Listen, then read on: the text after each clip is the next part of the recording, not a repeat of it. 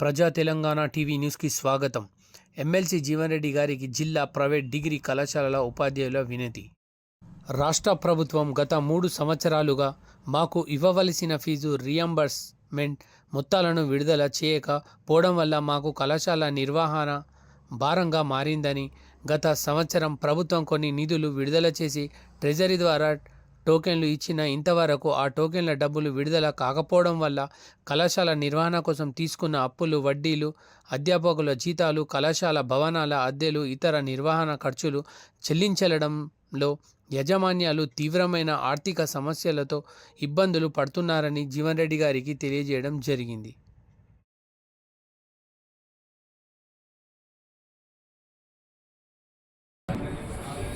Private భాషలలో కూడా నిరుపేద వర్గాలు వారి విద్యా సదుపాయం కల్పింప చేయడానికి ప్రభుత్వ బాధ్యతగా భావించి ఈ రీయింబర్స్మెంట్ ఆఫ్ ట్యూషన్ ఫీజే ప్రవేశపెట్టడం జరిగింది.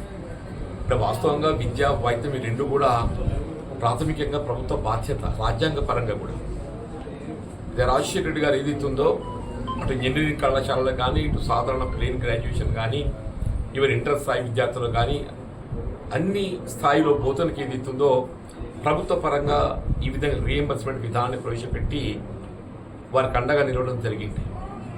సరే, తదుపరి కాలంలో అది కొనసాగటము, తెలంగాణ రాష్ట్రం ఏర్పడ్డ తదుపరి ఆ కార్యక్రమం కొనసాగింప చేయడంతో పాటుగా అమలు చేయబడుతున్నప్పటికీ కూడా గత 3 సంవత్సరాలు, ముఖ్యంగా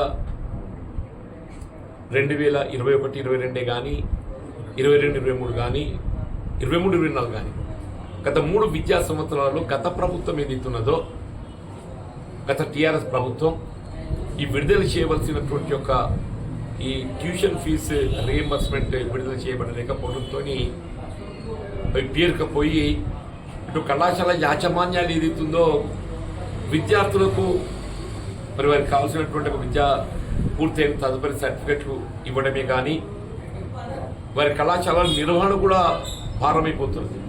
కళాశాల నిర్వహణ కూడా ప్రభుత్వం పరంగా రావాల్సినటువంటి నిధులు విడుదల చేయబడ్డప్పుడు మాత్రమే వాళ్ళు కొనసాగించగలుగుతారు. మరి నిర్వహణ భారం కావడంతో అనేక ఇబ్బందులు